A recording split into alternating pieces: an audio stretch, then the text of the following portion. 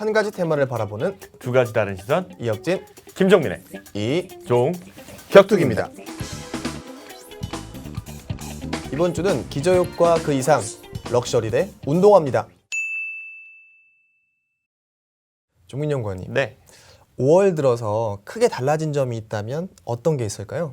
아무래도 5월은 가정의 달이잖아요. 네. 그러다 보니까 어린이날이고 어버이날이고 껴있다 보니 저는 이제 백화점이나 주말 동안에 많이 돌아다니면서 선물을 많이 구매했던 것 같아요. 네, 맞습니다. 저도 이번 주에 백화점에서 선물이나 이것저것 많이 구매를 했는데요. 이런 것처럼 최근에 소비 심리가 가파르게 개선되는 것을 알 수 있을 것 같습니다. 따라서 이에 따른 투자 아이디어를 지금부터 말씀드리겠습니다. 앞서 말씀드린 대로 최근 실제 국내 소비자 심리 지수가 가파르게 개선되고 있는 상황입니다. 이러한 현상은 앞으로 집단 면역 기대 그리고 향후 본격적인 검증의 시간이 필요하겠습니다만 미국발 백신에 대한 지재권 완화 이런 이슈들로 오프라인 활동 정상화에 대한 기대가 높아질 것 같은데요. 이에 따라서 향후 소비 심리도 지속적으로 개선될 것이라고 기대하고 있는 상황입니다.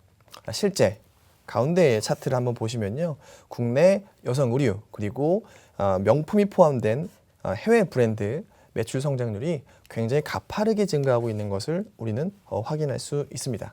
바로 뿐만 아니라 이러한 주요 유통 채널이라고 할 수 있는 백화점 3사의 주가 역시 고공행진 중이고요. 최근에는 이러한 온기가 의류업종 주가로 옮겨붙는 상황입니다. 지금부터 주목해야 될 것은 바로 럭셔리라는 생각인데요. 그 이유는 최근에 오프라인 활동 정상화가 진행되는 와중에도 아직까지는 해외여행까지 이어질 수는 없기 때문에 대표적인 사치제, 즉 럭셔리 재화에 대한 소비 성향이 굉장히 강화될 가능성이 높다라는 생각입니다. 그에 따른 투자 아이디어를 향후 자세하게 말씀드리겠습니다. 제가 주목하는 기업은 바로 신세계 인터내셔널입니다.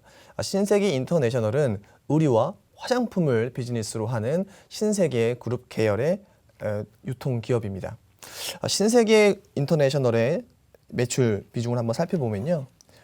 해외 럭셔리 브랜드가 포함된 해외 브랜드 그리고 국내 의류가 포함된 국내 의류 브랜드 이런 부분들이 약 50%의 매출 비중을 차지하고 있는 상황이고요.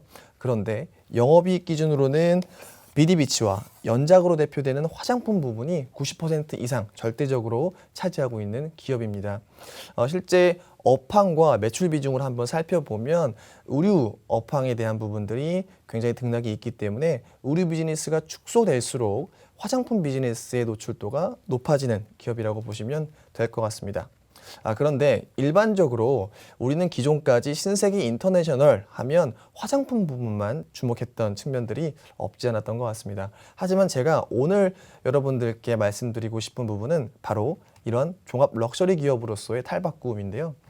실제 동사의 의류 브랜드를 한번 살펴보면 셀린느, 루부탱, 알렉산더 맥퀸 이름만 들어도 일반적인 중장년층의 명품이라기보다는 바로 MZ세대가 좋아할 수 있는 명품 라인업을 다수 보유하고 있는 기업입니다. 따라서 최근에 MZ세대의 명품 소비가 늘어나는 만큼 동사는 향후 주목할 수밖에 없을 것 같은데요.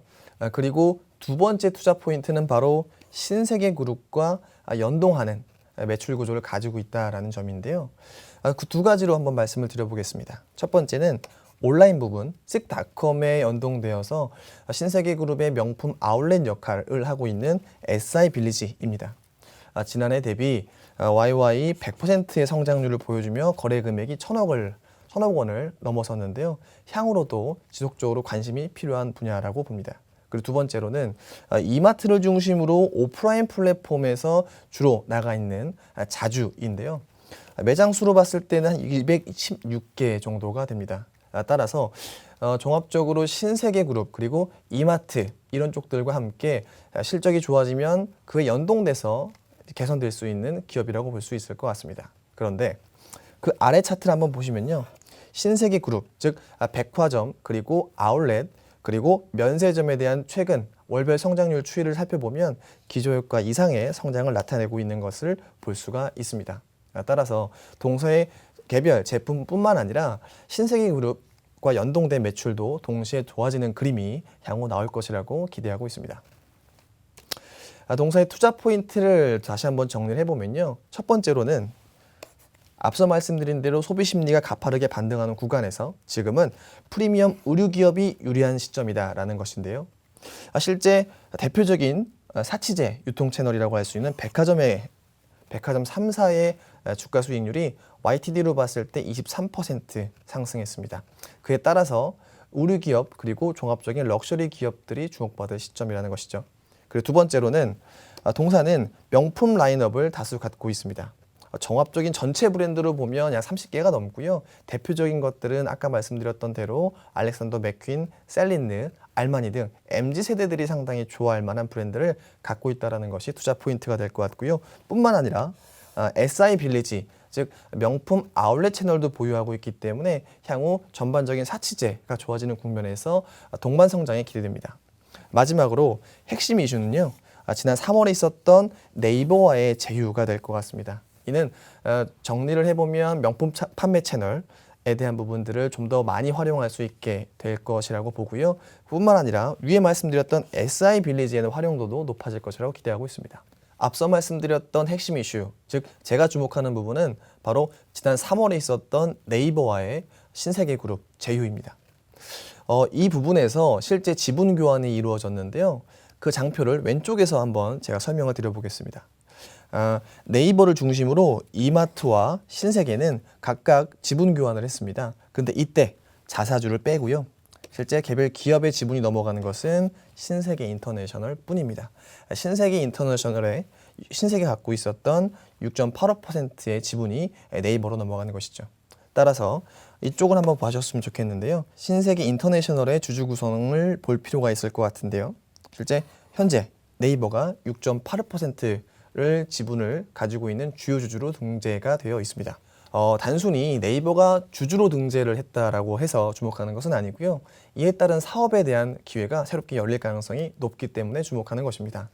어떤 모습을 한번 그려볼 수 있냐면요. 이런 부분을 실제 네이버 쇼핑에서 제가 한번 따와봤습니다.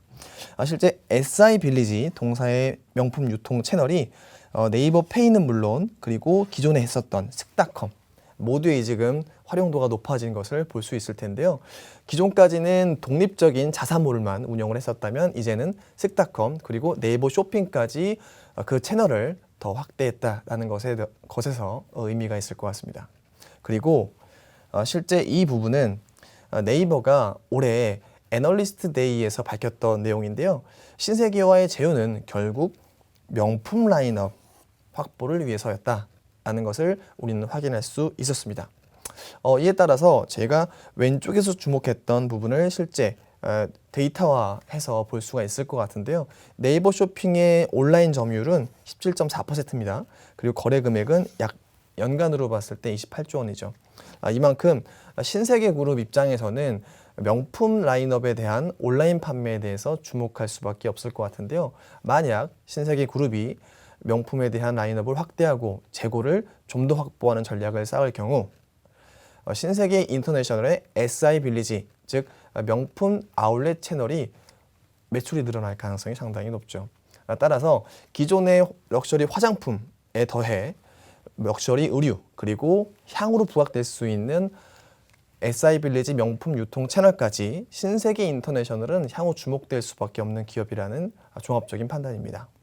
만약 최근 명품 구매를 고민했던 투자자라면 또한 향후 소비 회복에 대한 투자를 고민하고 있는 투자자라면 신세계 인터내셔널을 주목해 보셨으면 좋겠습니다.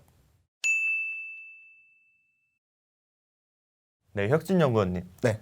아까 제가 말씀드렸듯이 저는 선물이나 제 개인적인 구매 용품으로 운동화를 좀 많이 구매하고 있는데 네. 연구원님께서는 운동화 구매할 때 가장 중요하게 보시는 게 뭔가요? 운동화 구매할 때요. 내구성, 쿠션감, 통풍 하나도 중요하지 않습니다. 당연히 브랜드죠.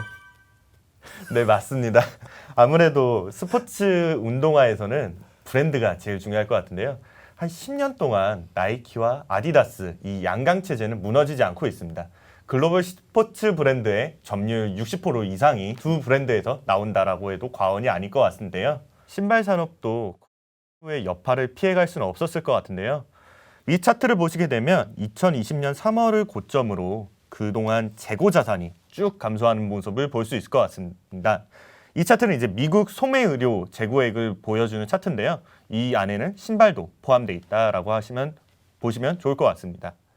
그렇게 되면 이렇게 부족한 재고 자산이 아까 혁진연구원이 말한 것처럼 소비 심리가 올라가면 올라갈수록 이제 사람들은 물건을 구매하게 되는데 그만큼 재고 자산이 부족하다라고 볼 수 있겠고, 그러한 재고 자산을 만드는 회사는 이제 OEM 업체가 수혜를 받을 것으로 보고 있습니다. 그리고 제가 두 번째로 주목하는 차트는 베트남의 신발 수출 월별 추이입니다.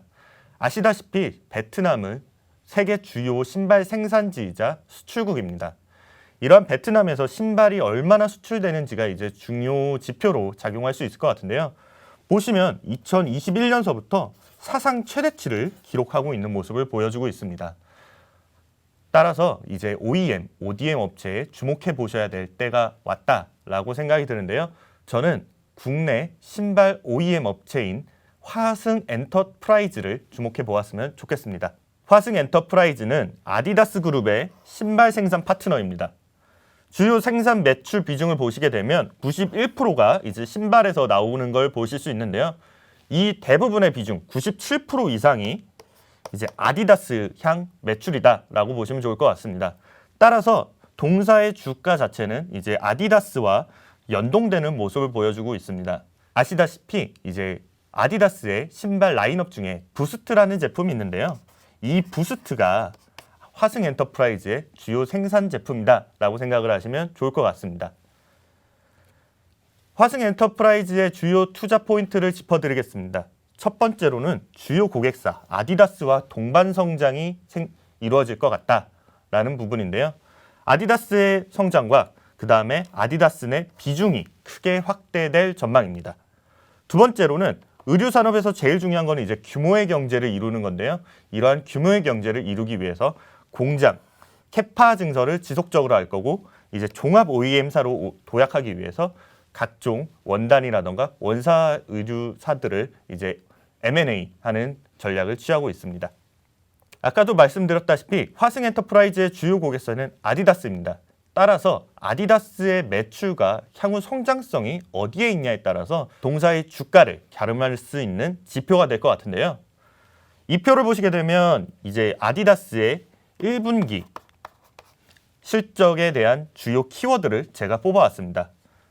좀 어려우실 수 있을 것 같은데 중요 포인트만 체크를 해봤는데요. 여기가 이제 매출액입니다. 매출액이 전년 동기 대비 20% 성장을 했고요. 영업이익 부분을 보시게 되면 1363% 증가를 하는 모습을 보였습니다. 또한 동사, 이제 OEM 업체의 제일 중요한 거는 재고 자산이 얼마나 감소를 했냐라는 부분인데요.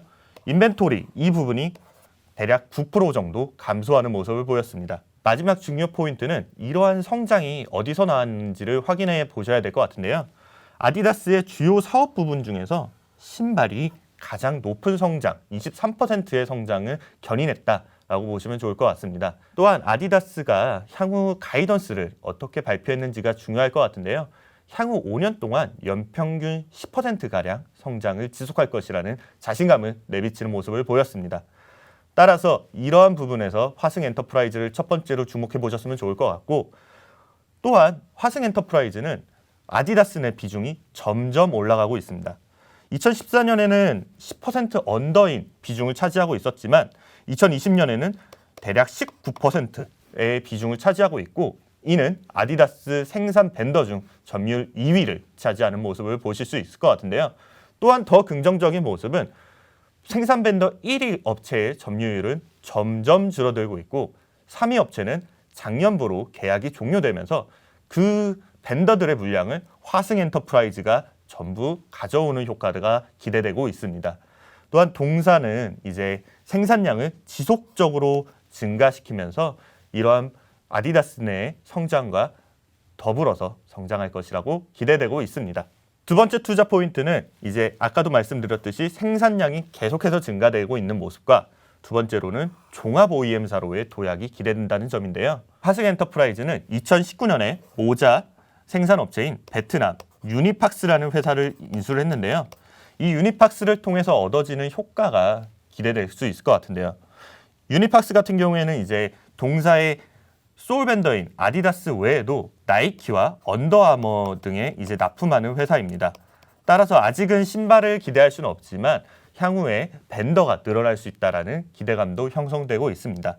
또한 의류 업체 자체는 이제 규모의 경제가 필요한 산업입니다. 따라서 규모가 커지면 커질수록 생산 비용이 줄어들게 되고 그러한 수익성은 점점 개선된다라고 보시면 좋을 것 같습니다.